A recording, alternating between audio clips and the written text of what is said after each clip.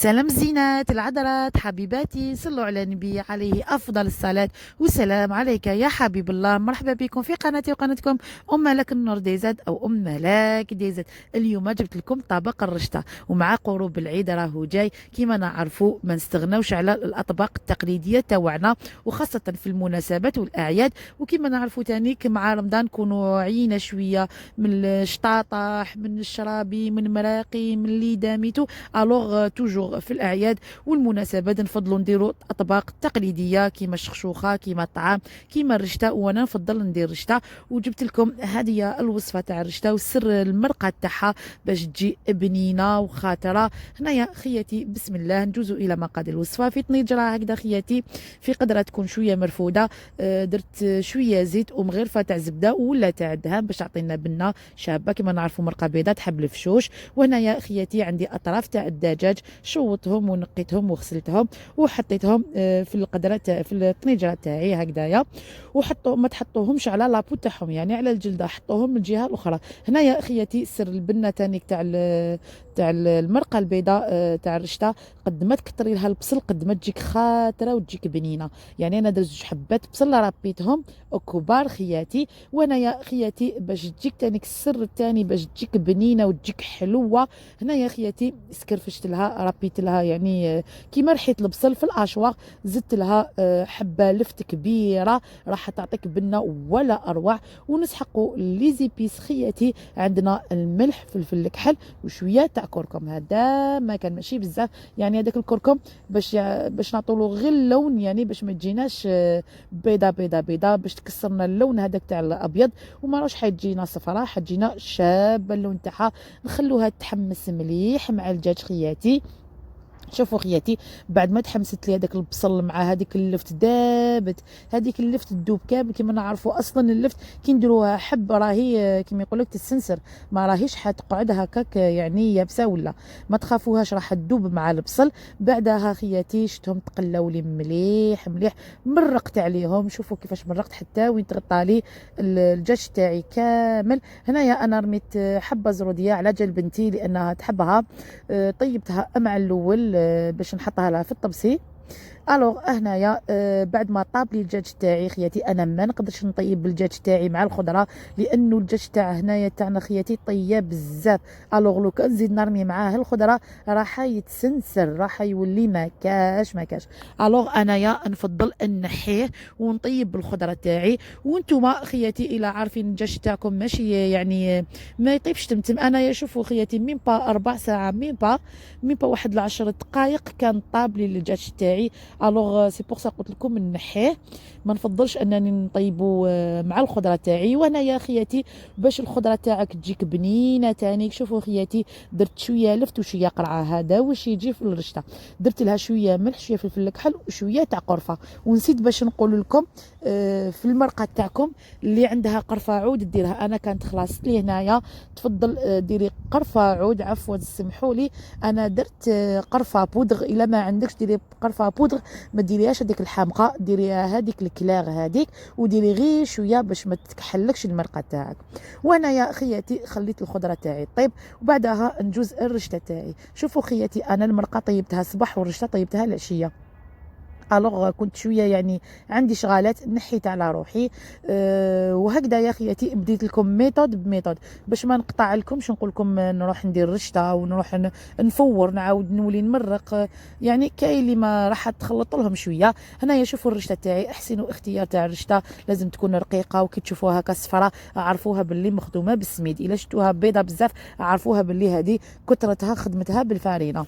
الوغ هنايا شوفوا هذه راهي بزاف شابه رقيقه. انا يا رشته ما نجي نشريها يعني نبدل واحد بواحد حتى نطيح واحد الشباب باش نقعد نشد فيه ونقعد نشري غير من عنده، لانها الرشته يعني كاين لي تاع الفارينه ما ننصحكمش بها بزاف، وتاع السميد شروها وعينيكم ومغمضين عليها لانها ما راهيش حتتعجنكم وراح تجيكم بنينه بالبزاف وتساعدكم في الفتوح تاعها.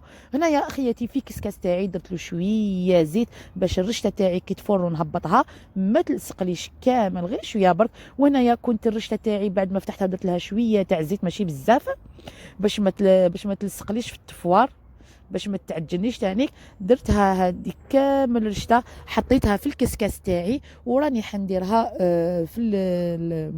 في القدره تاعي. درت الماء من قبل يغلي، بعد ما غلالي راني حنحط الكسكاس تاعي. وانا يا اخياتي كي تشوفوها تفور حسبوا لها واحد الخمس دقائق ولا ولا 4 دقائق، ونحوها ماشي غير تفور، تنحوها خلوها واحد الخمس دقائق وهي تفور، يعني باش طيب لكم ما تقعد لكمش خضره. هذه ما راهيش كيما الطعام، كيما الطعام ما فيهش الروح بي فيه يطيب، لكن الرشته كيما نعرفوا سختوها خاصه الا كانت بالسميد تحب الطياب. هنايا وهي سخونه خياتي، كي تكون سخونه خياتي نديروا لها شويه تاع الملح. هاو اللي درت لها من الفوق شويه تاع الملح، وراني حندير لها نرشها كامل بالماء. المره الاولى راني حنرشها بالماء، لكن المره الثانيه مانيش حنرشها بالماء. دوك تكتشفوا معايا باش راني حنرشها. شوفوا خياتي رشوها مليح وهي سخونه، بالكو تبرد لكم.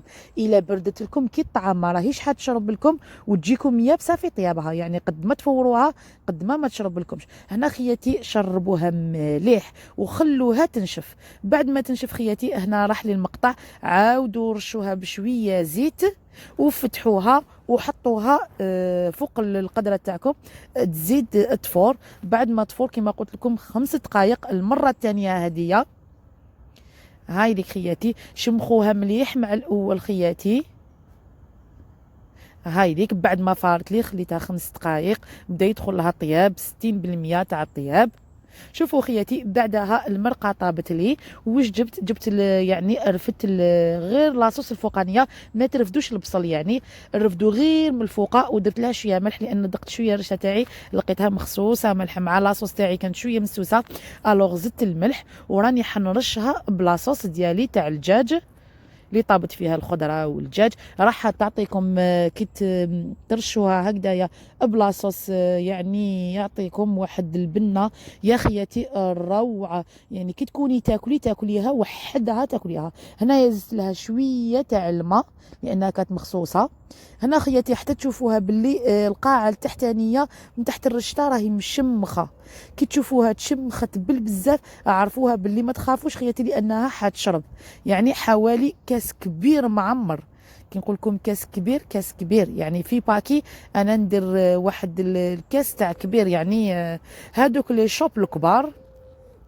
هنا يا اخياتي بعد ما نشفت لي وشربت لي هذاك المرقه وشربت لي هذاك الماء ديالي اللي زدته لها مع الاخير، درت لها شويه زيت، دهنتها بشويه زيت باش ما تلصقليش. وبعدها راني حنحطها في الكسكاس.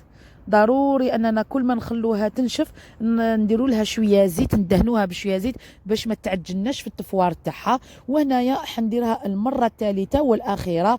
هاني فورتها، بعد ما فورتها المره الاخيره والثالثه حندير لها مغرفه تاع زبده. خياتي ما نصحكمش ديروا لها الدهان لانه راح يجمد وراح يقهمكم، الوغ ديروا لها مغرفه تاع زبده.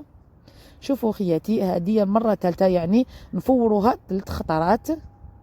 شوفوا خياتي راني حندهنها كامل بالزبده هي وسخونه باش تشرب لي كامل هذيك الزبده. ندخلها فيها وراح تذوب لي، يعني باش تجيكم بنينه بالبزاف، يعني والله العظيم غير تجيكم روعه خياتي. هنا يا خياتي راهي جاهزه نحطوها في طبق التقديم. شوفوا خياتي كيفاش جاتني شاهدكم في الجنه.